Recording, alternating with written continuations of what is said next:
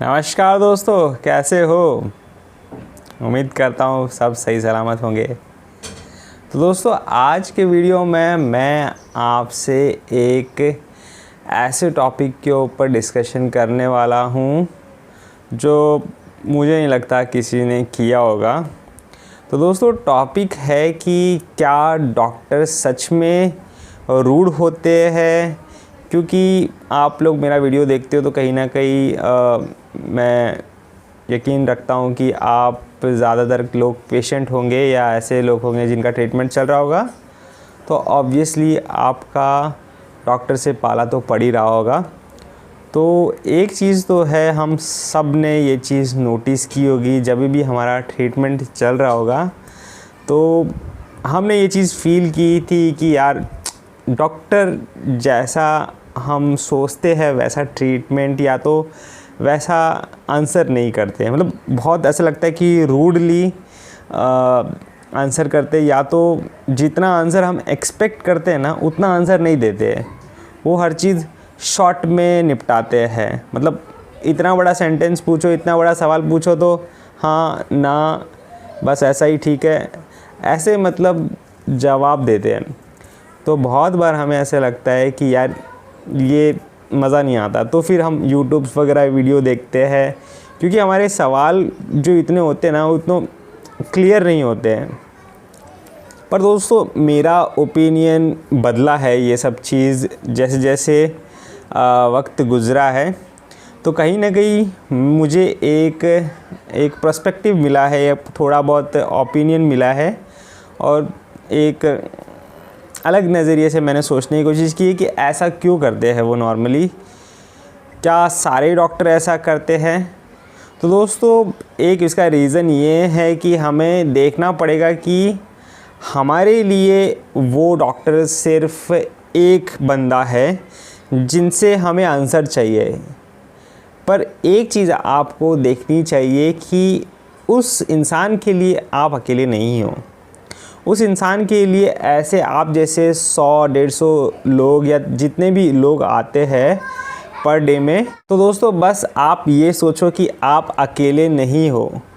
Obviously आप उससे answer expect करते हो तो आपको ऐसा लगता है कि सारे क्वेश्चन का जवाब वही देंगे। पर आप ज़रा सोच के देखो कि अगर वो हमारे सारे सवालों के जवाब देने लग जाए तो कितना हेडेक होगा।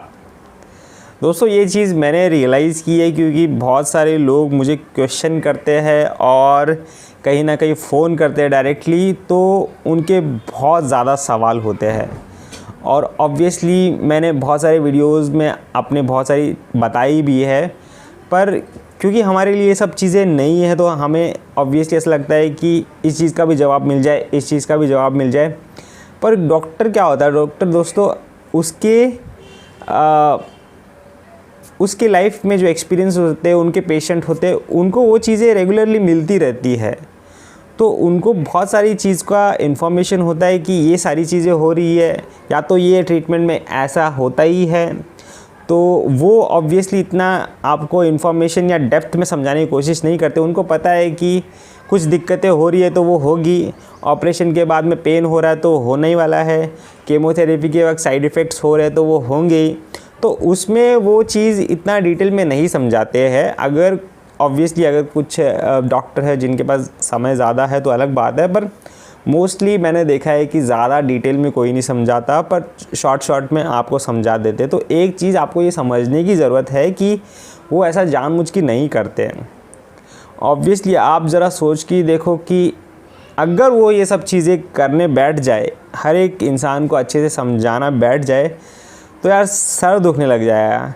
क्योंकि आप यकीन नहीं करोगे कि उनको ये काम हर रोज़ करना है, और तो जितना शॉर्ट में होना वही एक्चुअली बेस्ट है। भले ही हमें ऐसा लगे कि हमारा इन्फॉर्मेशन नहीं मिला है, पर आप एक बार उनके मतलब बोलते हैं ना जूते में पैर घुसा के देखो, तो मुझे सब चीज़ वाजिब लगती है। आप इतना इन्फॉर्मेशन दे ही नहीं सकते। हर एक पेशेंट को आधा घंटा या 20 मिनट दोगे ना तो सच में आपका सर फटने लग जाएगा हर रोज़। तो वो चीज़ पॉसिबल नहीं है। तो इसीलिए ज़्यादातर डॉक्टर हर चीज़ को शॉर्ट में निपटाते हैं, तो वो चीज़ हमें रूड लगती है। तो वो ऑब्वियसली हमारा एक अलग, हमें कुछ उस वक्त अलग चीज़ चाहिए होती है, पर उनके हिसाब से दोस्तों कुछ भी गलत नहीं है, क्योंकि वो इस प्रोफेशन में हैं जिस प्रोफेशन में इतना टाइम नहीं दे सकते। अगर ज़्यादा टाइम देंगे ना तो सच में दोस्तों पेशेंट्स के सवाल कभी ख़त्म नहीं होते, उनको क्यूरियोसिटी रहती है, तो ये चीज़ें पॉसिबल नहीं है। तो दोस्तों इस चीज़ को आपको समझना चाहिए जब भी आप हॉस्पिटल में जाते हो। अगर आपका ट्रीटमेंट चल रहा है कैंसर का या कोई भी ट्रीटमेंट, तो ठीक है, आपके हिसाब से आपको बहुत सारे सवाल के जवाब चाहिए होते हैं, पर अगर आपको कोई डॉक्टर इस हिसाब से अपने हिसाब से आंसर नहीं दे रहा है तो प्लीज़ आप डॉक्टर को कहीं ना कहीं गलत मत समझना, क्योंकि उनके लिए बहुत डिफ़िकल्ट होता है हर एक पेशेंट को समझाना और इतना हर छोटी छोटी चीज़ें बात बतानी। तो ये चीज़ आप अगर ध्यान रखें तो ऑब्वियसली आपको भी ज़्यादा बुरा नहीं लगेगा, और कोशिश करें कि ज़्यादातर सवाल वैलिड सवाल हो। ऐसे नहीं कि आप हर बार वही सवाल पूछते हो डॉक्टर के पास जाके, तो वो ज़्यादा सही नहीं होगा। तो अगर आप कीमोथेरेपी के ट्रीटमेंट में जा रहे हो, तो अगर आप पूछते हो कि ये सारी चीज़ें होगी या नहीं होगी, तो ऑब्वियसली डॉक्टर आपको कहीं ना कहीं एक लाइन में बता देते कि थोड़ी बहुत तकलीफ़ें आएगी, साइड इफ़ेक्ट्स होंगे, तो इसके लिए प्रिपेयर रहो। ऐसा नहीं होना चाहिए कि आप हर चीज़ डॉक्टर से एक्सपेक्ट करो, क्योंकि डॉक्टर को भी पता है कि हर चीज़ का आंसर वो देने बैठ जाएंगे तो उनके लिए तकलीफ़ हो जाएगी। तो बहुत सारी चीज़ें आपको थोड़ी बहुत समझ के चलनी पड़ेगी। ऐसा मैं आपको बता रहा हूँ, पर आपके लिए भी चलो ठीक है, समझ में आता है कि आपकी भी क्यूरियोसिटी रहती है, पेशेंट्स लोगों की भी क्यूरियोसिटी रहती है, पर फाइनली डॉक्टर से ज़्यादा एक्सपेक्टेशन रखना मतलब सही नहीं होगा, क्योंकि वो लोग कभी भी आपको जितना आपको टाइम चाहिए उतना नहीं दे सकते। तो कोशिश करें कि कुछ चीज़ आंसर आप आज की डेट में सोशल मीडिया पे भी बहुत सारे आंसर्स अवेलेबल है, यूट्यूब पे भी अवेलेबल है। क्वेश्चन के आंसर ट्रीटमेंट सोशल मीडिया या गूगल पे मत ढूंढिए, क्वेश्चन आंसर्स ये सब चीज़ें ये आपको डेप्थ में आपको इंटरनेट पे अवेलेबल मिल जाएगी। हर एक चीज़ के आंसर्स मिल सकते हैं, कीमोथेरेपी ये सब चीज़ की क्या क्या चीज़ दिक्कतें आती है, तो नेट पे सर्च करो आप, अच्छे से आपको बहुत सारे सवालों के जवाब बहुत अच्छे से मिल सकते हैं। तो डॉक्टर का काम है ट्रीटमेंट करना, उनका वो ट्रीटमेंट करते भी है, पर उम्मीद मत रखो कि वो आपको आधा घंटा देंगे या 20 मिनट देंगे, तो वो चीज़ नहीं होने वाली। वो हार्डली 2 या 3 मिनट या 5 मिनट ज़्यादा से ज़्यादा इतना ही टाइम देते हैं मेरे एक्सपीरियंस के हिसाब से। तो आप भी इतना ही एक्सपेक्ट करें। तो दोस्तों बस ये वीडियो में इतना ही बताना था।